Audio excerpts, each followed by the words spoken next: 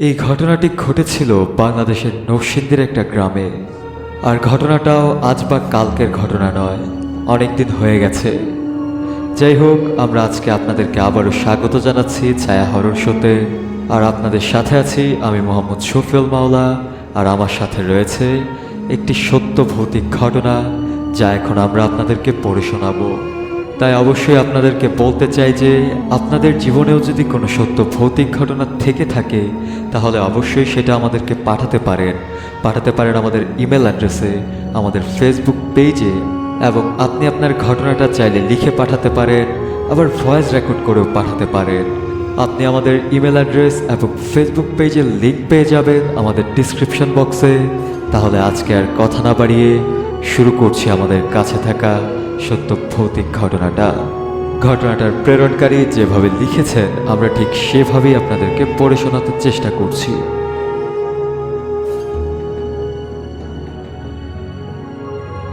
এই ঘটনাটা আজ থেকে আরো 10 এবং 15 বছর আগে হবে সম্ভবত। আমার বয়স তখন 15-16 হবে, আর এখন 30-এর উপর। ঘটনাটি নরসিংদীতে ঘটেছিল। আপনাদেরকে লিখে পাঠালাম, ভালো লাগলে অবশ্যই পড়ে শোনাবেন। নরসিংদী হলো আমার নানুর বাড়ি। আমি মাঝে মধ্যে ছুটি পেলে মা বাবার সঙ্গে সেখানে চলে যাই। তবে আমি নানুর বাড়ি থেকে এত সহজে চলে আসতে চাই না, যদি আমার ছুটি থাকে অনেক দীর্ঘ সময়ে। মা বাবা নানা কাজের কারণে চলে আসলেও আমি নরসিংদীতে থেকে যাই। তো সেরকমই একবার আমরা গেলাম ছুটিতে নানুর বাড়িতে। মা এবং বাবা আমাকে রেখে চলে আসলেন কারণ এই ঢাকা শহরে আমি খুব একটা মুক্তভাবে চলাফেরা করতে পারি না, ভালো লাগে না। গ্রাম আমার পছন্দ, তাই রেখে আসলেন।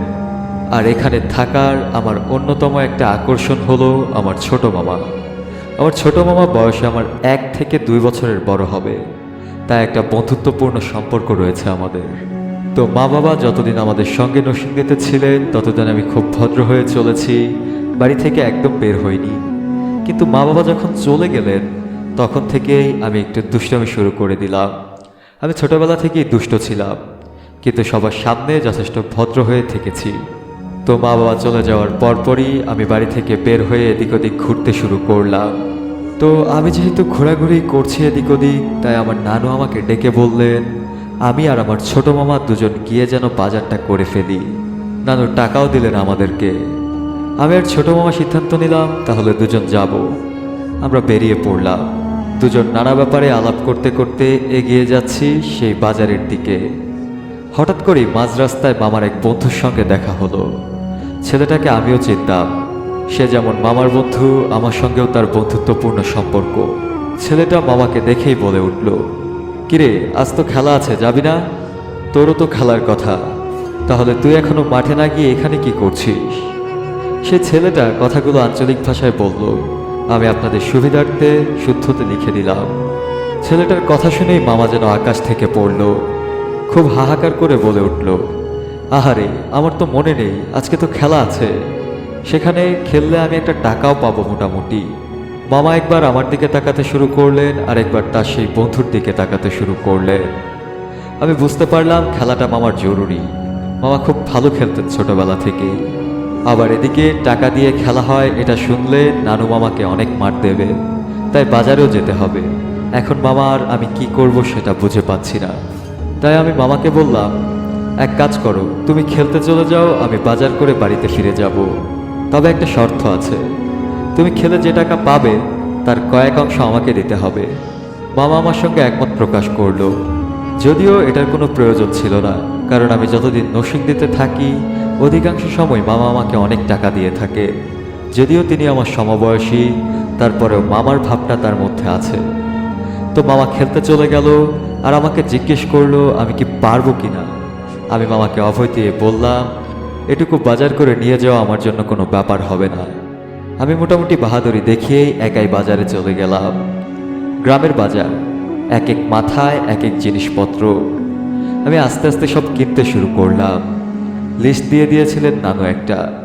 সেই লিস্ট মোতাবেক সব কেনাকাটা করতে করতে বিকেল গড়িয়ে সন্ধে হয়ে গেছে। এবার আমি একটু সংকটে পড়ে গেলাম, কারণ আজ থেকে 15 বছর আগের কথা যেহেতু বলছি, অনেকেই বুঝতে পারছেন তখন কারেন্ট ছিল না, কেননা আমার নানুর বাড়ির সেই গ্রামে কারেন্ট এসেছে কিছুদিন হলো, আর তখন আমার কাছে ফোনও ছিল না। তাই সন্ধে যেহেতু হয়েছে, চারদিকের পরিস্থিতি মোটামুটি অন্ধকার। এই ব্যাগটা নিয়ে আমি কিভাবে যাব সেটা ভাবছি। একবার ভাবছি আবার খুব বেশি সাহস দেখিয়ে ফেললাম না তো বাজার করার কথাটা বলে। মামাকে হয়তো নিয়ে আসলেই ভালো হতো। মামা খেলতে গিয়ে টাকা জিতে এনে কয়েক অংশ দেবে, সেই ডিলটা আমার করা উচিত হয়নি, এরকম ভাবছি। কিন্তু এখন কিছু করারও নেই।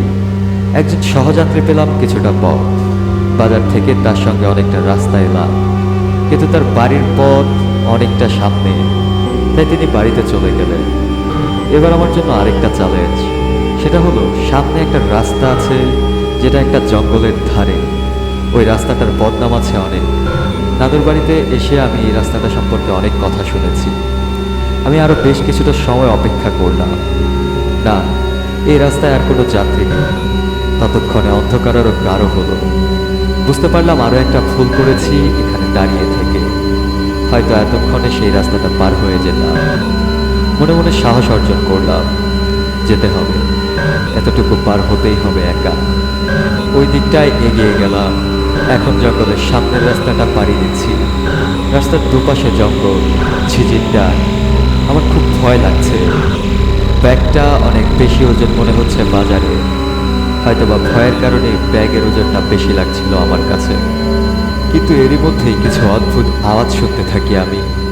কেমন যেন একটা আওয়াজ হতে থাকে। আমি একাই হাঁটছি, কিন্তু তারপরেও মনে হচ্ছে আশেপাশে কেউ আছে, তবে কোনো শরীরের উপস্থিতি আমি অনুভব করতে পারছি না। এক কথায় বলতে গেলে এ যেন এক অশরীরী অনুভূতি আমার মধ্যে কাজ করছে। আমি আমার হাঁটার গতি আরও বাড়িয়ে দিলাম। সেই জঙ্গলের রাস্তাটা এখনো পার হতে পারিনি। কিছু দূর সামনে গিয়ে দেখলাম একটা মহিলা দাঁড়িয়ে আছে। দেখে বোঝা যায় হয়তো অর্ধবয়স হবে তার। তার গায়ে সাদা শাড়ি পরা। সাধারণত এখন একজন মানুষ দেখে আমার ভালো লাগার কথা, কিন্তু কেন জানি না সেই মহিলাটাকে দেখে আমি ভয় পেয়ে গিয়েছিলাম। তাই আমি তাকে কিছুটা ইগনোর করে যাই, অর্থাৎ দেখেও না দেখার ভাব করে এগিয়ে যাই। আর একটু এগোতেই সামনে একজন ভালো লোকের দেখা পাই।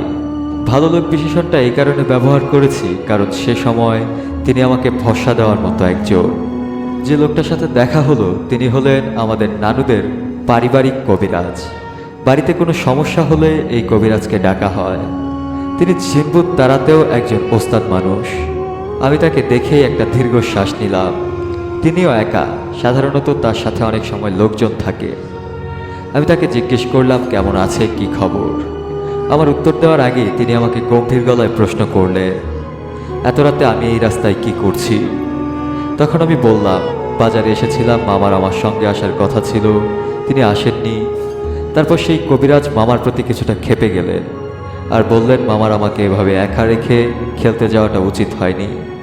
আর তিনি আমাকে বললেন আমি যেন সরাসরি বাড়ির দিকে হাঁটা ধরি আর পেছনে না তাকাই, পেছনে তাকালে সমস্যা আছে। আমি ভয়ে ভয়ে একবার ভাবলাম তাকে বলি যে আমাকে বাড়ি পর্যন্ত এগিয়ে দিতে। পরবর্তীতে ভাবলাম না, উনি কবিরাজ মানুষ, কোন কথায় আবার রেগে যায়, তাই বলার সাহস পেলাম না। আমি যখনই আবার সামনের দিকে হাঁটা ধরব তখনই একটা মেয়েলি কণ্ঠে আওয়াজ শুনতে পেলাম। সেই কথাটা আপনারা বিশ্বাস করবেন কিনা জানি না, আমার বুকের ভেতরটা কেঁপে উঠেছিল। একটা মেয়ে কণ্ঠ আমাকে উদ্দেশ্য করে বলছে নাকি সেই কবিরাজকে উদ্দেশ্য করে বলছে তা বুঝতে পারলাম না। শুধু তার কথাটা শুনলাম, ওরে যাইতে দেওয়া যাইব না, ওর সাথে আমার কাজ আছে। আঞ্চলিক ভাষায় এই কথাটুকু বলল। সাথে সাথে আমি আবার কবিরাজের কণ্ঠটাও শুনলাম। কবিরাজ চিৎকার করে বলে উঠল, তুই ওরে কিছু করতে পারবি না, ও এখন যাইব, ওরে আমি পাঠাবো। কথা দুটো শুনেই আমার বুকের ভেতরটা কেমন যেন করে উঠল। পেছনে তাকাতে চাইলাম, কিন্তু সাথে সাথে কবিরাজের চিৎকার আবারও শুনতে পেলাম আমাকে উদ্দেশ্য করে, তুই কিন্তু পেছনে ফিরবি না, তুই সরাসরি বাড়ির দিকে যা, পেছন থেকে তোকে যেই ডাকুক তুই আর পেছনে তাকাবি না। কবিরাজের কথা শুনে আমি সব মিলিয়ে বুঝতে পারলাম ব্যাপারটা অস্বাভাবিক। আমি চোখ বন্ধ করে, একরকম চোখ বন্ধ করার মতোই আমি দৌড়তে শুরু করলাম বাড়ির দিকে।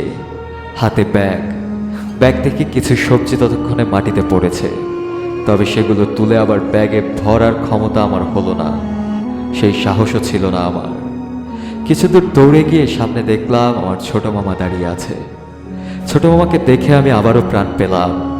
সারা রাস্তায় কোনো মানুষজন নেই। ছোট মামা হয়তো আমার অপেক্ষাতে এখানে দাঁড়িয়ে আছে। আমি তাকে দেখে এক প্রকার রাগে বলে উঠলাম, তোমার খেলা শেষ হলো? তুমি কাজটা ভালো করনি। খেলার আগে বাজারে যাওয়া উচিত ছিল। ছোট মামা আমার প্রশ্নের উত্তর দিলেন না। তিনিও কিছুটা গম্ভীর। তিনি আমাকে বললেন, আচ্ছা শোন, এখন বেশি কথা না বাড়িয়ে চল বাড়ির দিকে যাই। তোর নানু অর্থাৎ মা তোর জন্য খুব চিন্তা করছে। তারপর আমি আর ছোট মামা হাঁটতে শুরু করলাম। আমি তাকে উদ্দেশ্য করে অনেক কথা বলতে শুরু করলাম। তবে কবিরাজের সঙ্গে রাস্তায় আমার কি হয়েছে সেটা আমি রাস্তায় মামাকে বলতে চাইলাম না। ভাবলাম বাড়িতে গিয়ে বলবো, কারণ মামাও ভয় পেতে পারে। কিন্তু আমি নানা ব্যাপার নিয়ে আলাপ করলেও মামা সেটা এড়িয়ে যাচ্ছেন। তিনি আমার কথার তেমনভাবে রিপ্লাই দিচ্ছেন না। বড়জোর হুঁ হ্যাঁ, অর্থাৎ বুঝতেই পারছেন ইগনোর করলে যেটা হয় সেটাই হচ্ছে। তো ব্যাপারটা আমার খারাপ লাগে। মামা এমন কেন করছে আমি বুঝতে পারি না, তাই আমিও কথা বলা বন্ধ করে দিই। তো বাড়ির সামনে গিয়ে মামা আমাকে বলে, তুই বাড়িতে যা, আমি হাত পাগুলো ধুয়ে আসছি। আমি মামাকে বললাম, হাত পা বাড়িতেই ধুতে পারবে, পুকুর ঘাটে যাওয়ার দরকার নেই, চলো কথা আছে তোমার সাথে। মামা বলল, আমি আসছি, তুই যা, এভাবে গেলে মা বকাবকি করবে। আমি হাত পা ধুয়ে আসছি, তুই ঘরে যা। মামার কথা মতো আমি ঘরে গেলাম। ততক্ষণে আমি ঘামছি। ব্যাগটা রাখতেই আমি একটু বিস্মিত হলাম। আমাদের ঘরে ঢুকতেই, অর্থাৎ আমাদের নানুর বাড়িতে ঢুকতেই প্রথম ঘরে একটা বড় আলমারি আছে। সেই আলমারিতে আমার ছোট মামা প্রায় উঠে বসে থাকতেন। আমি তাকিয়ে দেখলাম ছোট মামা সেই আলমারিতেই বসে আছে। আমাকে ঘরে ঢুকতে দেখেই তিনি লাফ দিয়ে নেমে পড়লেন। কিরে, তোর এত দেরি হলো কেন? বাজার থেকে ফিরতে তুই কি কোনো ঝামেলায় পড়েছিলি? ছোট মামাকে ঘরে দেখেই আমি বিস্মিত হলাম। আমার বুক ভয়ে কাঁপতে শুরু করলো। ছোট মামা এখানে বসে আছে, তাহলে আমি এলাম কার সাথে? আমি ছোট মামাকে উদ্দেশ্য করে কোনো একটা প্রশ্ন করতে চাইলাম, তবে হয়তো অতিরিক্ত ভয়ের কারণে পারলাম না। আমার হৃদস্পন্দন বেড়ে গেল, শ্বাসও নিতে পারছিলাম না। কিছুক্ষণ পর নানু, নানা এবং ছোট মামা সহ সবাই আমাকে স্বাভাবিক করার চেষ্টা করলো। আমি স্বাভাবিক হয়ে ঘটনাটা তাদেরকে বললাম। তারপর নানু বললেন যে ওই জঙ্গলটা ভালো না, আর আমাদের যে কবিরাজ আছে তিনি না থাকলে হয়তো আমি অনেক বড় বিপদে পড়ে যেতাম। আমি ভাগ্যবান বলেই হয়তো রাস্তায় তার সঙ্গে দেখা হয়েছে, আর আল্লাহ তাকে দিয়ে আমাকে সহায়তা করেছে। তারপর মামাকে অনেক বকাবকি করলো নানু, কারণ তখন মামার খেলতে যাওয়ার ব্যাপারটা আমরা নানুকে বলতে বাধ্যই হলাম। তারপর মামাকে আরও বেশ কিছুদিন বাড়ি থেকে বের হতে দেয়নি, আমাকেও না। বেশ কিছুদিন পর আমি নরসিংদী থেকে ঢাকায় ফিরে আসি। আজ থেকে প্রায় 14-15 বছর আগের এই ঘটনাটা শেয়ার করলাম। ভালো লাগলে পড়ে শোনাবেন। ধন্যবাদ। এই ছিল আমার ঘটনা। আপনার ঘটনা পাঠানোর জন্য অনেক ধন্যবাদ। মনে হয় এই ঘটনাটি আপনি অনেক আগে ভূত এফএমেও পাঠিয়েছিলেন। যাই হোক, ঘটনাটি আমাদের গ্রাহকদের কাছে পৌঁছে দিতে পেরে আমার ভালো লাগছে। আমি আশা করব আমাদের লিসেনারদেরও ভালো লেগেছে। তাদের জন্যই আমাদের এই আয়োজনটুকু। আজকে আমরা আর কথা না বাড়িয়ে বিদায় নিয়ে নেব। তার আগে ভালোবাসা জানাচ্ছি যিনি ঘটনা পাঠিয়েছেন তাকেও, এবং যারা এতটা সময় জুড়ে আমাদেরকে শুনেছেন তাদেরকেও। ভালোবাসা নেবেন। বিদায় জানাচ্ছি আজকের মতো। দেখা হবে অন্য কোনো পর্বে।